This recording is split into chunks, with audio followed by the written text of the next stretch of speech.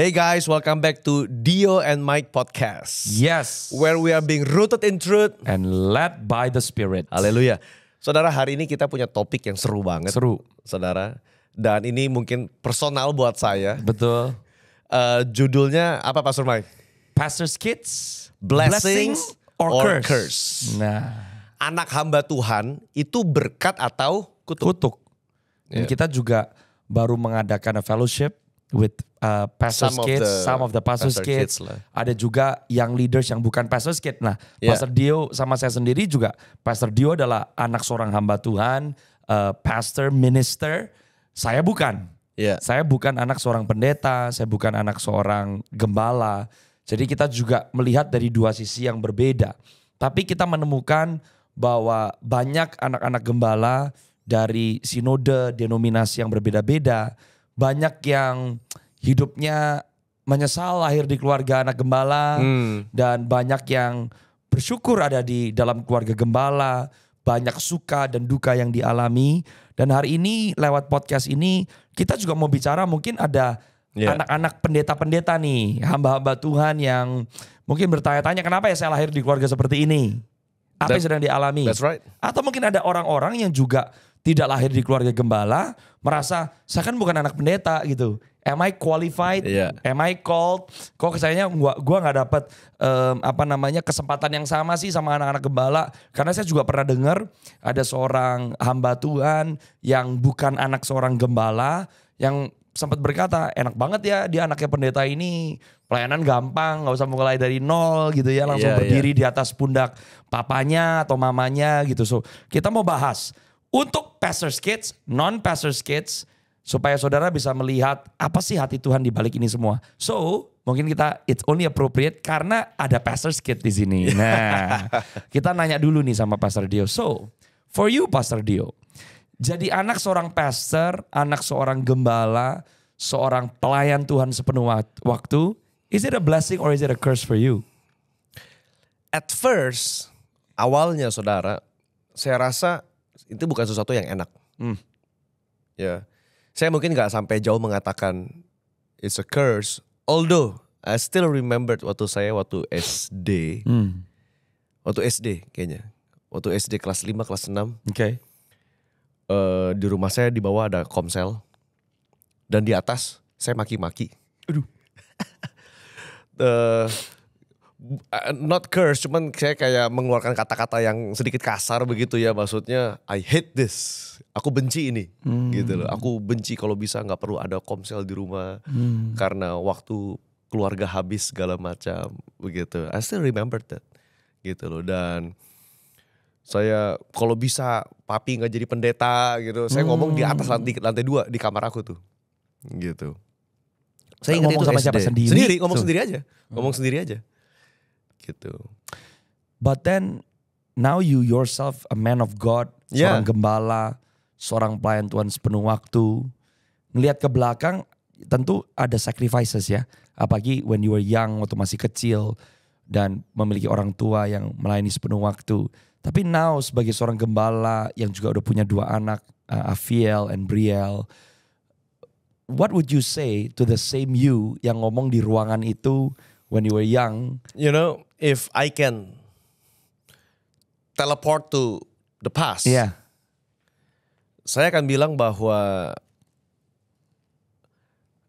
the reward is greater than the battle. Come on, that's powerful. Gitu. Dan kalau saya bisa mengulang dan saya bisa ada di masa lalu, mungkin saya akan menjadi mentor atau kakak bagi diri saya yang dulu. Gitu. Kenapa? Karena jadi anak hamba Tuhan adalah is a lonely journey. Di gereja saudara minta orang konseling, tapi kita konseling sama siapa? Betul. Ya yang menjadi sumber kekecewaan adalah orang gereja sendiri. Masa kita konseling sama mereka? Kedua, kita konseling misalnya mengenai ayah kita. Mana mungkin ngomong masalah tentang ayah kita yang adalah gembala gereja itu kepada anggota gereja itu sendiri. Nggak mungkin. Makanya jadi anak hamba Tuhan is a unique experience. Begitu. Beda mungkin ya, kita nggak mau membanding-bandingkan. Beda mungkin sama anak pengkhotbah atau anak penginjil. Karena mereka hanya keliling khotbah aja. Nggak menggembalakan sebuah gereja. Bagi saya juga mungkin mereka nggak terlalu concern anaknya mau gereja di mana selama itu gereja benar. Dan gereja yang sehat. Karena papanya juga keliling-keliling gitu loh. Nggak dikenal oleh gereja tersebut. Tapi kalau sebagai anak gembala. Yang dimana keluarga pendeta itu sebagai sebuah akuarium yang dilihat oleh banyak orang dari kecil. Iya. Gitu loh. Pengerja-pengerja gereja saya sekarang mereka kenal saya dari saya kecil. Iya. Dari saya masih bandel. Jadi bahkan saya masih ingat waktu saya mulai pertama kali khotbah di umum. Oke. Beberapa pengerja datang sama saya dan berkata, "Dio, aku masih ingat loh dulu kamu itu bolos sekolah minggu main Counter Strike, main CS. Karena dulu depan gereja tuh ada warnet gitu loh. Jadi saking bandel udahlah aku ke warnet aja lah. Skip sekolah minggu." Jadi mungkin ya Pastor Dio juga the importance of bagaimana seorang gembala pun bersama keluarganya juga membutuhkan komunitas. Membutuhkan orang-orang yang juga bisa menjadi a healthy support system. Karena seringkali orang lupa bahwa pelayan-pelayan Tuhan, gembala-gembala, pendeta-pendeta pun memerlukan gereja dan fungsi gereja yang sama seperti gereja yang mereka sendiri pimpin atau bangun. Saya baru sadar ini, which is right Pastor Michael, saya baru sadar ini ketika saya ngajar etika 2. Saya ngajar etika pelayanan. Gitu. Dan dalam salah satu bab buku yang saya pakai gitu, judulnya Ministerial Ethics, Ministerial Ethics, ada bagian mengenai kehidupan sang hamba Tuhan itu sendiri, gitu. Jadi kalau saudara ingat zaman pandemi, zaman COVID, ya itu dulu tuh ada namanya metode keju Swiss. Oke, what is that? So, Pastor Mike tahu nggak keju Swiss yang bolong-bolong? Yes. Bolong-bolong, keju Swiss yang bolong-bolong. Nah itu kalau dipotong tipis-tipis kan bolongnya beda-beda tuh. Betul. Ya kan dipotong, anggaplah ada 5 layer gitu ya. Yang kebayang saudara ada 5 layer keju Swiss yang bolong-bolong gitu. Semacam filter. Iya. Gitu. Bolongan pertama itu kalau zaman pandemi itu adalah cuci tangan. Mengurangi kuman. Filter bolongan kedua pakai masker. Filter bolongan ketiga menjaga jarak. Filter bolongan keempat misalnya apa. Sehingga lama-lama kumannya yang sampai lewat filter kelima makin dikit. Iya. Sehingga kita tidak mudah sakit. Saya ngelihat itu rupanya betapa keluarga hamba Tuhan dan gereja butuh punya layers of protection for the pastor's family. Iya. Gitu loh. Yang sayangnya di Indonesia gak banyak. Maksud saya apa? Kalau kita bicara 5 layer kayak keju Swiss gitu, 5 layer filter pertahanan. Ini 5 layer filter pertahanan keluarga hamba Tuhan. Iya. Yang pertama, apakah gereja memikirkan mengenai waktu sabat daripada keluarga hamba Tuhan tersebut? Iya. Begitu. Yang notabene orang Indonesia berpikir yang namanya pelayanan itu ya sudah hidupmu semuanya untuk Tuhan. Masalahnya saudara membangun anak-anak generasi di bawah yang belum mengerti mengenai hal itu. Betul. Apalagi kalau di Indonesia saya ngelihat pendeta di daerah yang harus kerja di ladang. Dia harus kerja di pabrik misalnya. Dia juga harus membangun gerejanya sendiri. Dia mesti ngepel gerejanya. Dia mesti mungkin juga ngebantu ngesemenin gerejanya. Dan dia mesti keliling-keliling rumah jemaat. Mungkin gak ada ngomongan sabat. Apa itu sabat? Iya. Begitu. You know actually berarti juga salah satu adalah orang seringkali lupa ya. Bahwa seorang pendeta atau pelayan Tuhan sepenuh waktu. Kita menjadikan fungsinya seperti identitasnya. Kita lupa bahwa mereka masih seorang suami, seorang istri, seorang anak, seorang ayah, seorang ibu. Dan juga anak-anak pendeta juga masih anak kecil yang harus diberikan ruangan untuk bertumbuh. Dia tetap anak kecil, mau anak pendeta atau anak pengusaha tetap anak kecil gitu loh. Betul, ya betul. Jadi kalau kita kembali kepada layer tadi misalnya ada sabbatical. Lalu ada layer kesehatan fisiknya. Iya. Kesehatan fisik, kesehatan mental. Iya.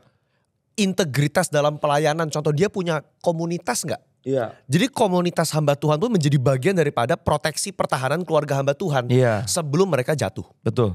Gitu. Kalau udah gak ada latihan fisik, dia gak pernah olahraga. nggak ada waktu, secara mental juga stres, Iya. menghadapi jemaat domba-domba yang sulit untuk digembalai, dia nggak punya waktu sabatikal, dia nggak punya komunitas, jebol udah. Iya.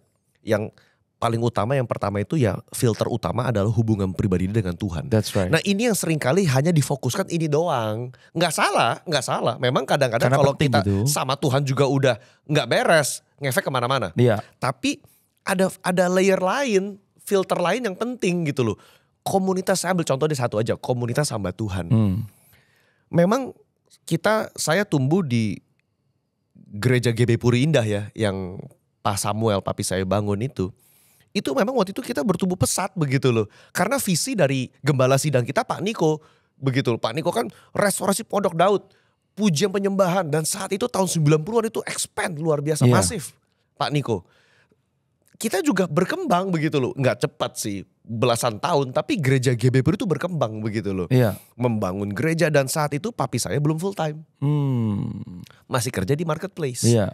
Begitu. Jadi saudara bisa bayangkan kerja di marketplace, pulang sore, malam saat itu sekolah. Iya. Sekolah orientasi melayani. Gitu. Doa pengerja waktu itu kalau nggak salah saya ingat Kelapa Gading, jauh dari daerah Puri, pulang macet.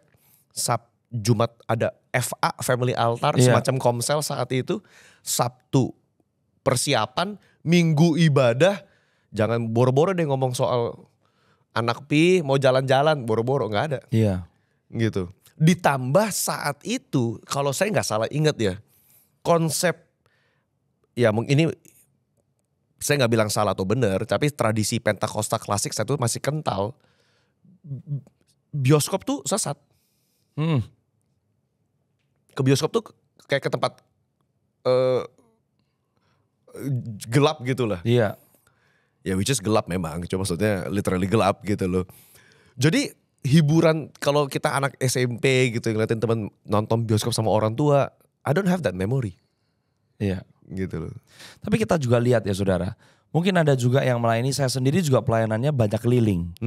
Karena saya memberkati, saya bukan gembala dan saya memberkati lintas sinode, lintas denominasi dan saya bisa ada di kota yang berbeda-beda, 1-2 kota dalam 1 minggu. Ada juga lah, kalau saya melihat seperti Billy Graham yang bisa pergi di zamannya dia untuk menjangkau Amerika dan dunia. Dia bisa sekali pergi beberapa minggu dan akhirnya Ruth Graham yang menjaga anak-anaknya di rumah gitu ya. Jadi ya macam-macam, ada saudara yang evangelis, yang travel, yang Anda harus tinggalkan suami, istri, anak-anak untuk berapa hari, 1 minggu. Pasti ada suka dukanya sendiri. Betul ya. Karena ada yang kalau gembala, at least you go home in the night time, your children is there. Pagi-pagi bangun anak-anakmu ada di sana. Nah, tapi saudara dan saya sebetulnya kita juga melihat seorang pengusaha pun yang bekerja, yang punya pabrik, seorang ASN, atau bekerja di pemerintahan, seorang politikus, nggak ada bedanya sebetulnya. Bahkan ada pekerjaan-pekerjaan yang lain, dunia bisnis, sebagai seorang dokter yang harus jaga malam, misalnya jam prakteknya atau yang di emergency room setengah malam, no problem gitu loh. Nah sekarang pertanyaan, what's wrong with pastor's family gitu? Kok kayaknya jarang gitu ya. Ya pasti ada sih, nggak mungkin nggak ada yang bilang gue nyesel lahir sebagai anak dokter gitu. Saya nyesel lahir jadi anaknya presiden gitu. Saya nyesel ya, mungkin kayak kemarin yang pernah terjadi di Indonesia juga nyesel juga. Mungkin kalau bapaknya anggota DPR apalagi rumah kena jarah gitu kan. Tapi kan ada yang bilang gue nyesel gitu loh. Dan banyak. Jadi ada suka dukanya. Nah cuma yang kita lagi mau tackle kenapa ini, dukanya lebih banyak di anak pendeta? Kenapa dukanya lebih banyak di anak pendeta gitu. Saya nangkepnya jadi apakah ada standar-standar yang sebetulnya seharusnya tidak perlu dibebankan atau ditempelkan dengan keluarga pendeta yang mungkin juga karena budaya, entah itu budaya barat, budaya timur, yang itu juga berpengaruh gitu. Dan kita juga kalau nanti mau bahas di Alkitab juga ada contoh-contoh, karena di Alkitab anak pendeta siapa? Hofni dan Pineas, hancur tuh dua. Bikin kacau. Bahkan bapaknya juga mengalami penghakiman dari Tuhan karena anaknya. Bahkan kita lihat Nabi Samuel, 2 anaknya juga gak jadi tuh. 2 anaknya juga bengis. bejat Kacau di juga. mata Tuhan. Dan kita nggak melihat anaknya Musa meneruskan pelayanan papanya. Anaknya Musa nggak ikut pelayanan bahkan kan. Bahkan- Iya. Nggak ikut pelayanan Ya, bahkan. dia dititipkan sama mertuanya waktu masih kecil. Betul. Ke siapa mertuanya aku lupa lagi. Yetro. Yetro. Tapi kita juga ngelihat ada anak-anak seperti Daud, Salomo yang melanjutkan legacy dari ayahnya. Iya. Kita melihat anak seperti Yonatan yang punya hati yang lebih murni, lebih tulus Dari daripada papanya. papanya sendiri. Raja Saul. Meskipun Daud juga mengalami dua anak yang namanya Absalom Iya. yang juga mati gitu kan, yang mau mengkudeta kerajaan papanya. Jadi See, I think what you're saying is also the answer of your questions. Bahwa kita saudara ada beda memang menurut saya ya. Pelayanan anak-anak hamba Tuhan atau menjadi pendeta, gembala dengan pekerjaan. Kalau boleh dibilang pekerjaan. Karena pelayanan itu adalah sebuah panggilan dari Tuhan. Menurut saya begitu. Lebih daripada sekedar kalau boleh dibilang pekerjaan. tapi kalau ada Begitu orang loh. yang dipanggil oleh Tuhan menjadi seorang dokter, Iya, berdampak di generasi sebagai seorang dokter. Iya, masalahnya begini saudara. Pelayanan sebagai gembala itu adalah pelayanan yang membutuhkan resiliensi mental menurut saya yang lebih besar. Kenapa? Satu, karena ekspektasi orang kepada saudara adalah sebagai saints. Nah, berarti Itu. itu tuh Ekspektasi ekspektasi bahwa saudara orang. seperti Superman. Exactly. Gitu loh, saudara tuh nggak boleh bikin dosa, Nggak boleh salah. nggak boleh Nggak salah, nggak bisa burn out. khotbah nggak boleh jelek, Ya, nggak boleh burn out, anak semuanya harus kayak robot. anak harus bagus, Nggak boleh lapar, nggak boleh kentut kalau bisa gitu kan. semua harus perfect, harus perfect. Iya. Sedangkan mereka dengan standar yang berbeda. Kalau ngelihat keluarga, tanpa kita mengecilkan salah satu profesi, keluarga A yang misalnya dia pengusaha atau apa yang anaknya karena narkoba atau clubbing, ya udahlah namanya anak muda. Nah, tapi kalau anak pendeta, Wah, ini anak gua bisa pendeta ngurus nih. anak sendiri. Wah, nggak usah jauh-jauh dah. Tapi nyoba ngurus anak saya gitu kan. Saya masih inget banget zaman dulu. Saudara, bukan clubbing, main kartu Pokemon. Udah setan saya. Main kartu Pokemon zaman dulu. Itu udah kayak bakar itu. Setan itu. Man. Well ya udah dia kita bakar. Kita bakar. Keluar api di kompor apinya hijau. Wah ini bener setannya keluar. Sekarang saya belajar kimia. Oh itu ada lapisan filmnya. Mungkin komposisi kartunya yang bikin api jadi warna hijau begitu loh. Dari hologramnya mungkin begitu. Saya bakar waktu itu tuh. Nah ya hal-hal seperti itulah ya. Jadi saya gak menampik maksudnya. Intinya beginilah. Ada ekspektasi-ekspektasi yang memang di luar Nurul ya. Gitu yang dibebankan kepada keluarga pendeta. Itu Gitu. saudara, karena kita juga gak boleh lupa loh bahwa pastor berfungsi di dalam panggilannya, seorang penginjil dalam panggilannya, tetap ada struggle-struggle yang dialami sebagai seorang ayah, sebagai seorang ibu, sebagai seorang suami, seorang istri, yang juga dialami oleh orang-orang yang lain yang juga memiliki panggilan dan kepercayaan yang berbeda-beda dari Tuhan. Tahu nggak saudara, survei dari APA, American Psychological Association, menyatakan bahwa pendeta di Amerika adalah satu profesi yang paling stres. Yes, Pendeta, betul. stres. Itu disurvei secara statistik, Ya. stres.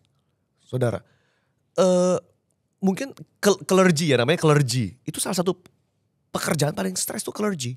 Dan memang karena Begitu. saudara juga jangan lupa kita yang menyampaikan pesan kebenaran, yang juga mengkhotbahkan nilai-nilai kebenaran yang seringkali bertabrakan dan pasti bertabrakan dengan nilai dunia ini. Belum orang bisa mengartikan pernyataan, perkataan sesuai dengan pengalaman apa yang dialami. Iya. So memang kita melayani Tuhan gak bisa menyenangkan semua orang.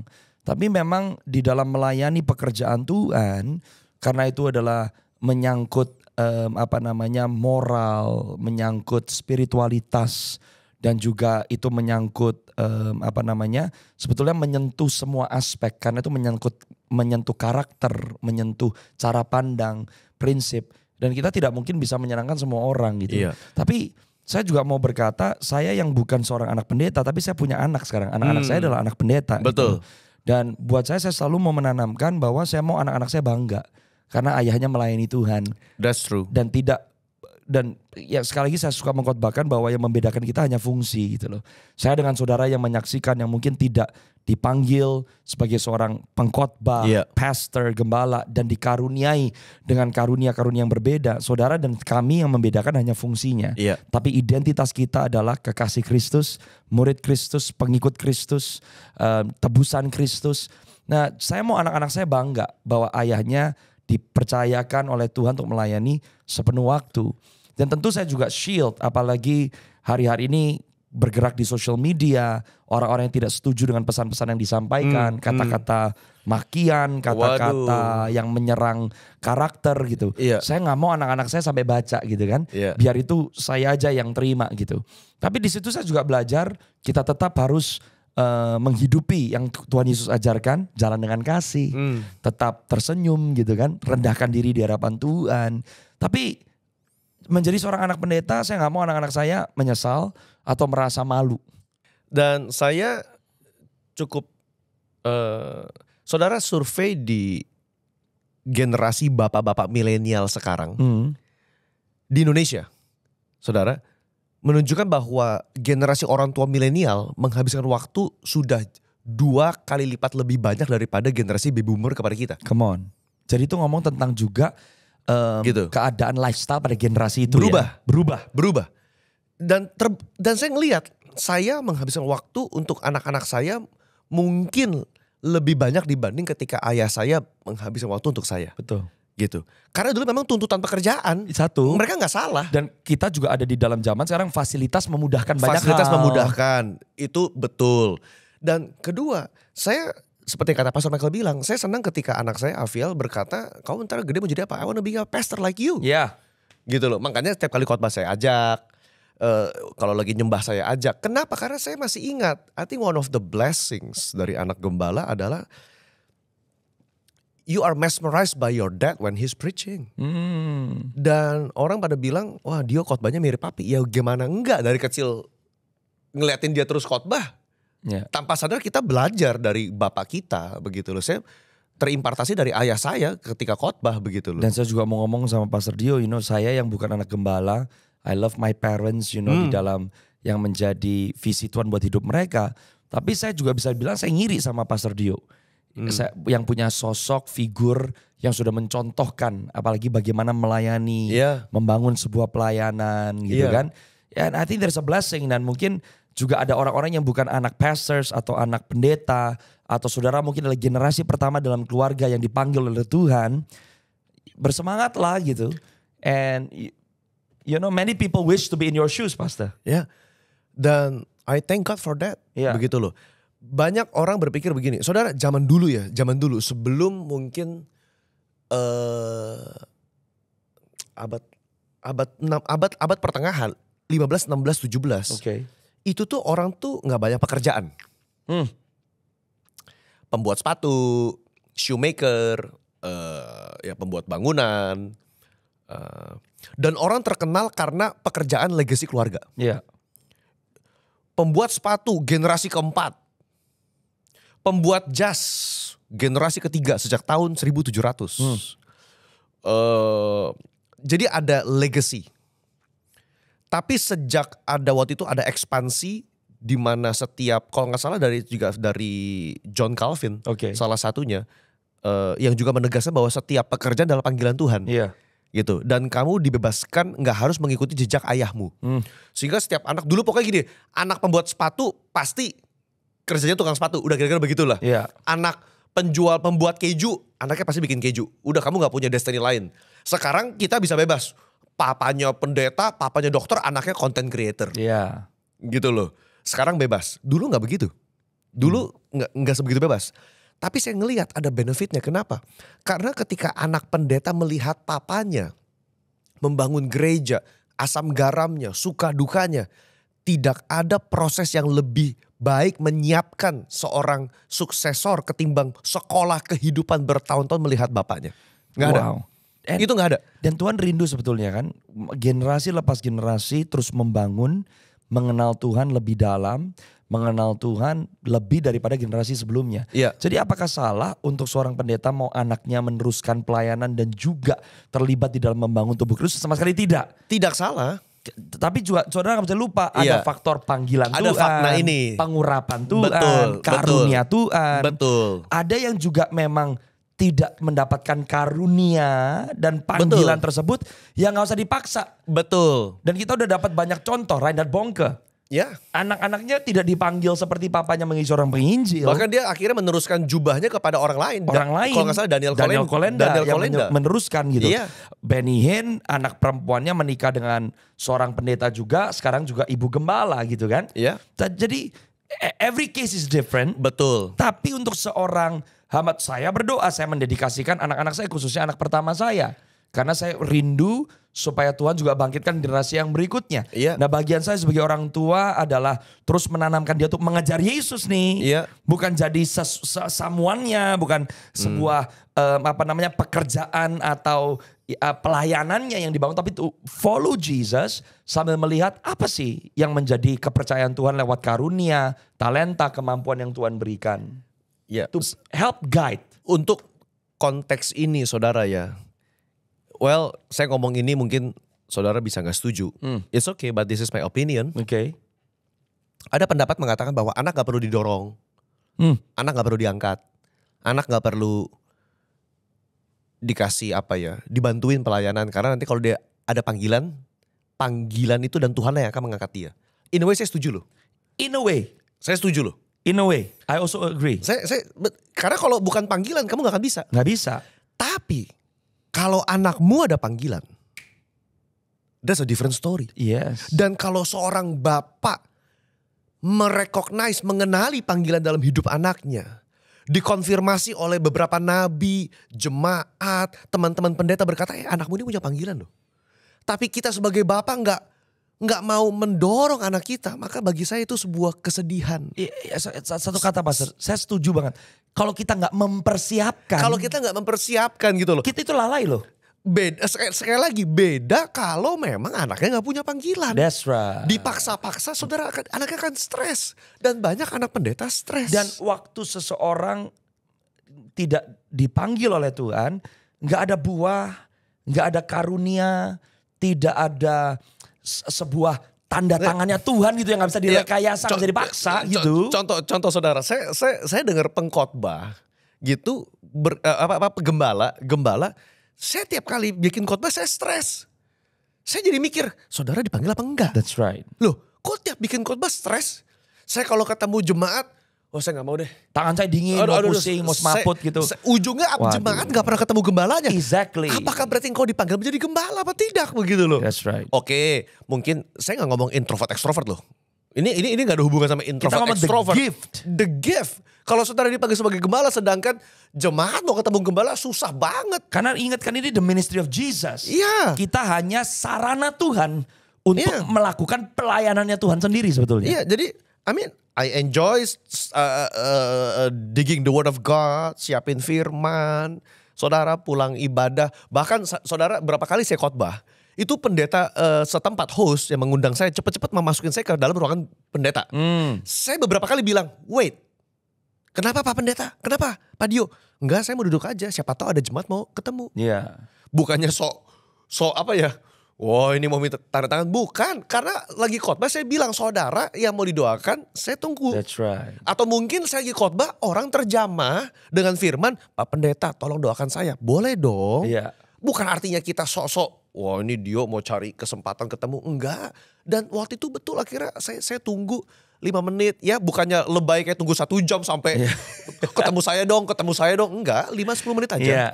Sederhana lagi jemaat bubaran, ngantri keluar. Datang satu anak muda. Pak, kok saya adalah orang yang Bapak ngomong di khotbah. Bisa gak doain saya? Kita duduk dengerin, kamu kenapa sih? Gitu loh. As simple as that. That's the heart. Kalau itu kita udah tangan dingin, keringetan. Iya. Kita perlu berdoa, Tuhan panggilan saya di mana? Iya. Begitu loh. Ada juga orang yang memang karunianya kuat, kencang. Saya lupa ya, seorang tokoh juga yang sudah di dalam sejarah kegerakan Tuhan, dia tiap kali ketemu orang itu keringet dingin. Tapi kalau dia udah di atas mimbar dan berkhotbah, urapan Tuhan luar biasa. Jadi itu kan juga kembali melihat bahwa personality orang bisa berbeda-beda, tapi tetap waktu ada karunia sentuhan tangan Tuhan, pelayanan Tuhan itu bisa termanifestasi dengan cara yang berbeda-beda. Iya. Nah cuma yang tadi menurut saya yang Pastor Dio katakan yang penting juga untuk kita lihat adalah masalahnya sekarang dengan pelayanan sekarang, pelayanan juga dengan manajemen dan leadership yang bagus juga bisa jalan gitu loh. Iya.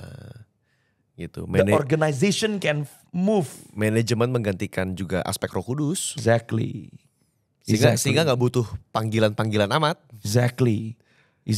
Kita bahkan cukup hire seperti COO. Exactly. Direktur operasional. Nah, tapi kan ini kita sedang menyajikan case-case yang berbeda. Nah, saudara tadi yang dikatakan Pastor Dio juga penting.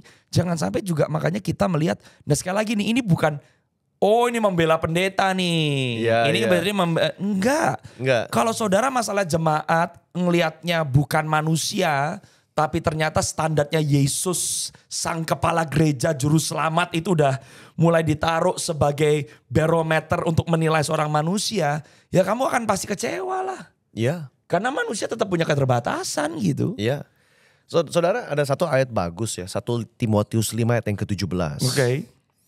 Penatua-penatua yang baik kepemimpinannya patut dihormati 2 kali lipat. Terutama mereka yang dengan jerih payah berkhotbah dan mengajar. Wow. Saya cuma highlight begini. Kalau dia dihormati 2 kali lipat, maka memang dia kerja keras. Iya. Gitu. Ini untuk menjawab tadi pertanyaan Pastor Michael. Why is it so hard to being a pastor's family? Correct. Karena memang mereka kerja keras. Iya. Hal-hal yang saudara nggak lihat gitu loh. Dan kita gak bisa judge. Ya. Karena masing-masing orang bertanggung jawab di hadapan Tuhan. Ujung-ujungnya Tuhan yang akan menghakimi. Ya. Ada gak orang-orang yang kita lihat misalnya kelihatannya hidupnya mewah. Kita udah pernah bahas juga Edon. Iya. Ya ada gitu loh. Iya. Tapi gak semuanya kayak begitu. Gak bisa dipukul rata gitu. Jadi saudara kalau dia dihormati 2 kali lipat, maka saya percaya juga kerja kerasnya 2 kali lipat gitu loh. Gak ada yang komplain apa waktu Paulus nulis gini. Mungkin pasti ada lah Pastor Dio Paulus nulis kayak begini. Enak lu Paulus ngomong kayak begitu. Ya kan lu lagi ngebela nih pendeta nih, ngebela nih. Dan saya percaya dia sedang berusaha membela anak rohaninya Timotius.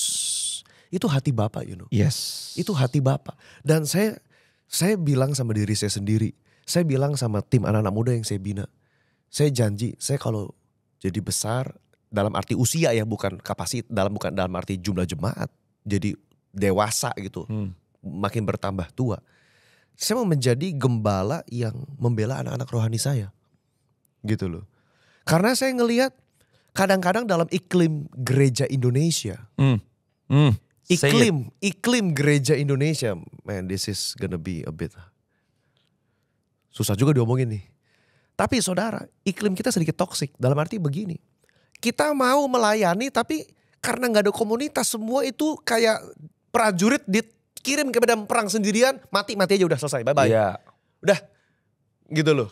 Nggak ada kasih karunia, nggak ada anugerah untuk menerima mereka yang jatuh dalam berdosa, saudara. Bukan mengkompromikan loh ya. Bukan kompromi. Bukan melegalkan loh. Bukan melegalkan dosa. Nggak, ingat masing-masing bertanggung jawab di hadapan Tuhan. Ya. Dan hukum tabur tuai nggak bisa kemana-mana. Ya.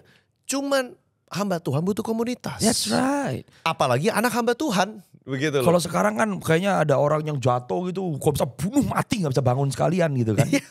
Udah selesai. That's it. Selesai pelayananmu. Bye-bye. Udah Bye-bye. selesai. Gak ada ruang untuk bertobat. Ya padahal ada beberapa hamba Tuhan yang jatuh tapi Tuhan restorasikan. by His grace. Restorasi bahkan lebih dahsyat. Konsekuensinya sih harus dijalanin. Ya. Rasa malu, pertobatan, pengakuan gitu ya. Nah mungkin ya. Ini makanya kenapa ketika istri-istri kita sharing Janet and Joe itu resonate banget.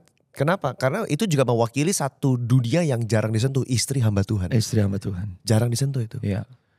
Dimana dalam kondisi budaya Indonesia istri mungkin masih dilihat seperti ya udahlah kamu hanya tiang doa support dari belakang. Padahal ada banyak hal yang mereka bisa lakukan. Betul. Sebagai ibu gembala, sebagai ibu hamba Tuhan. Ada hal yang mereka intuisi-intuisi yang Tuhan kasih yang bisa Jadi saudara gak bisa dipungkiri juga, kita belajar dari generasi yang sebelum dan kita mau ngomong untuk pastor's kids, mungkin kita mau katakan dengan lugas, being a pastor's kid is not a curse.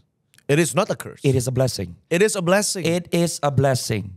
Dimanapun saudara ada, baik di daerah, di pedesaan, di kota besar, saudara, kalau engkau punya hati untuk gereja yang bapakmu, orang tuamu bangun, masuk ke dalam pelayanan, doakan mereka, support mereka. Dan kalau saudara bukan lahir di keluarga pendeta, you are qualified to serve. Ya, Karena yang memanggil engkau adalah yang memiliki gereja, yaitu Tuhan Yesus Kristus. ya, Jangan merasa kurang karena tidak memiliki, ya mungkin ada anak-anak pendeta sudah membangun di atas pelayanan orang tuanya. Iya. They have a head start. Iya. Tapi ingat, yang membuat kita berhasil adalah tangan Tuhan yang menyertai kita. Iya. Just do your job. Be the first generation and build. Bahkan engkau menjadi seorang pionir dalam keluargamu. Untuk melahirkan generasi lepas generasi yang mau dikhususkan, dipisahkan untuk pekerjaan Tuhan. I think that's a holy call. ya. It's a holy privilege. Dan juga kita sebagai anak-anak hamba Tuhan, kita juga jangan punya victim mentality begitu loh. Selalu ngerasa, iya kan saya anak hamba Tuhan, pendeta, banyak trauma segala macam. Oke, move on. Move on. Gitu loh. Jangan juga menjilati luka sendiri. Ya. Begitu loh. Dan hidup di dalam kenegatifan masa lalu. Begitu Ya. loh. Oke, you had your past. Lu gak tahu siapa yang gue lewati. I know. Gitu loh. Kita ada di sana ketika orang tua kita diomongin orang. Iya. Diomongin sama pengerja sendiri. Iya. Dicaci maki. Kita ada di situ. Kita ada di lantai 2 ngedengerin ketika ada orang marah-marah dalam rumah kita. We are there. Iya. Kita ada di sana gitu loh. Kita tahu apa yang mereka hadapi begitu loh. Nah, tapi kita kan mesti bertumbuh dewasa. Iya. Dan itu yang mempersiapkan mental kita jadi hamba Tuhan yang kuat. Iya. Karena itu saudara, anak-anak hamba Tuhan, jadilah hamba Tuhan yang 2 kali lipat lebih baik daripada orang tua saudara. Iya. Hamba Tuhan yang 2 kali lipat lebih berintegritas, 2 kali hamba Tuhan yang lebih rendah hati dipakai Tuhan dalam hidup saudara, begitu loh. Dan kalau memang saudara memilih jalan ini, ingat gak ada yang maksa loh. Betul. Gak ada yang maksa, saudara. Saudara mau masuk dalam pelayanan gak ada yang maksa. Kalau saudara masuk dalam pelayanan, saudara, maka sungguh-sungguhlah di situ. Kita juga mau ngomong kepada tubuh Kristus secara keseluruhan, kasihlah sesama anak-anak Tuhan. Jangan nilai orang karena kepercayaan Tuhan atas hidupnya. Karena itu adalah kedaulatan Tuhan. Tapi lihatlah orang karena Tuhan Yesus yang sama mati buat kita semua. Mau pendeta atau bukan pendeta, kita dipanggil untuk mengasihi. And I think that's the brilliance of the Lord. Di mana Tuhan mengajarkan bahwa ada pengharapan, ada iman, pengharapan dan kasih. Tapi yang terbesar di antaranya ialah kasih. God Yeah. gave the gold standard gitu ya. Iya. You can differ opinion, orang punya kelemahan, kekurangan, kelebihan. Tapi jangan sampai kita melawan hukum yang namanya kasih. Ya. So we just wanna encourage semua pastor kids yang ada di luar sana. Semangat Semangat. dalam pelayanan, dalam kehidupan. Semangat. Saudara, percayalah dalam kelemahan kita, kuasa Tuhan tuh yang membuat semuanya jadi sempurna. Amen. Gitu. Amen. Alright. So we hope that you are blessed by this episode. Yes. Dan we'll see you next time. Saudara jangan lupa untuk subscribe. Saudara klik tombol lonceng. That will help a lot for our channel. Oke, share kepada siapapun, anak-anak hamba Tuhan ataupun mereka yang dalam ladang pelayanan yang membutuhkan Yes. dengar episode ini. Saudara, God bless you. See you next week. God bless.